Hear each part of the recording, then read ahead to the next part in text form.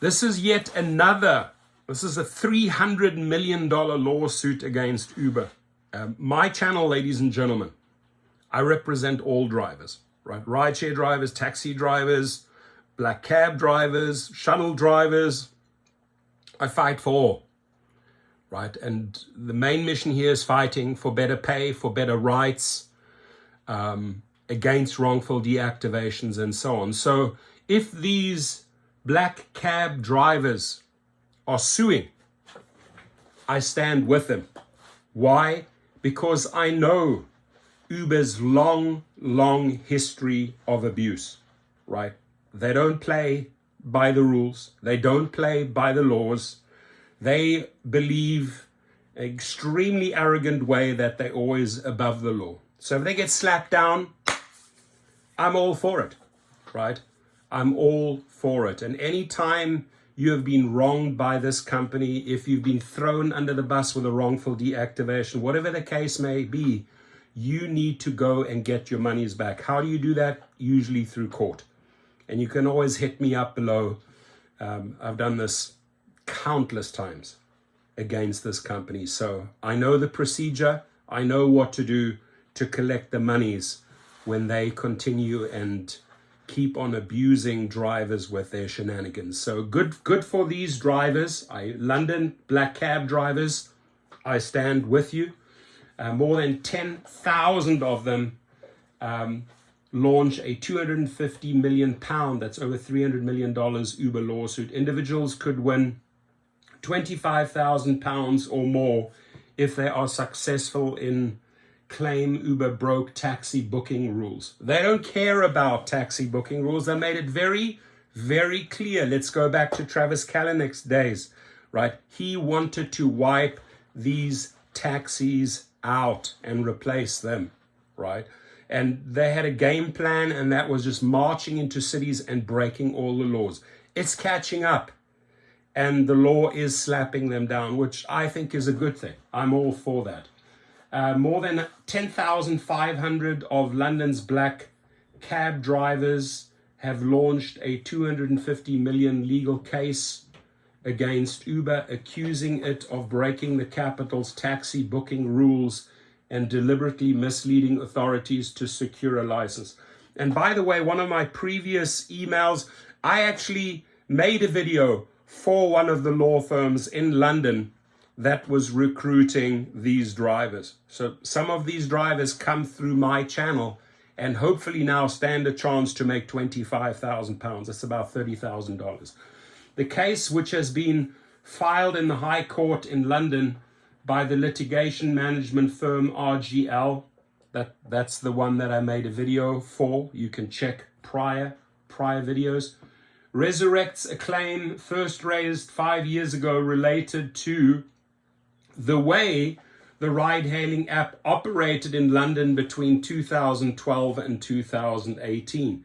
Cabbies allege that Uber allowed drivers to take bookings directly from customers rather than through a centralized system such as those used by many cab services, in a direct breach of private hire rules. So this is really going to boil down to the rules and regulations of that time, of that 6-year period time. Did Uber abide by this, or did they believe they were above the law?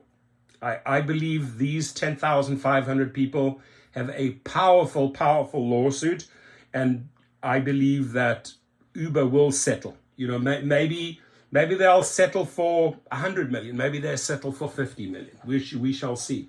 So cabbies allege that Uber allowed drivers to take bookings directly from customers. They allege Uber was aware of the rules and deliberately misled Transport for London, TfL, about its booking model in order to obtain an operating license and take business from black cab drivers. Uber has denied the allegations and says the claim is unfounded. We shall see. The drivers, who are being advised by the law firm Mishcon de Rea, argue in their suit that they faced unfair competition and lost out on customers and income as a result. Gary White, a black cab driver of 36 years, said, "This claim seeks justice and fair compensation on behalf of cab drivers across London. Uber seems to believe it is above the law, and cabbies across London have suffered loss of earnings because of it. It's time they were held to account. RGL said that if the cabbies were successful in their claim, they could secure more than £250 million, with individuals potentially winning £25,000 or more. Drivers, just get ready. You ain't getting £25,000. I'll tell you straight up. It's the same with these misclassification suits. These guys promise you an arm and a leg, these attorneys, and then you get a fraction of it. You got to look at which lawyers get higher settlements, which lawyers sell you out, right? I've made countless videos in this channel about lawyers that get high settlements and lawyers that actually sell you out for a few $100s because they make the money in bulk. They don't care. An Uber spokesman said these old claims are completely unfounded. Uber operates lawfully in London, is fully licensed by TfL, and is proud to serve millions of passengers and drivers across the capital. It marks the latest bout of legal trouble for Uber. In March, the San Francisco-based company reached a $272 million settlement to compensate taxi and hire car drivers who said they lost out when the company aggressively moved into the Australian market. So, I mean, they've already settled big time in Australia. They'll settle in the UK. It's coming. It's coming. That class action, which was launched 5 years ago, was filed on behalf of 8,000 taxi and hire car owners and drivers who argued that UberX launched in Australia with the intention of hurting their business. That was his game plan. That was Travis's game plan. Wipe them out, right? So the suit also alleged that the company used unlicensed cars with unaccredited drivers in a conspiracy by unlawful means and misled regulators. Dale Forward, a black cab driver for 12 years, said he hoped the London case would bring justice for local cabbies. I'm delighted.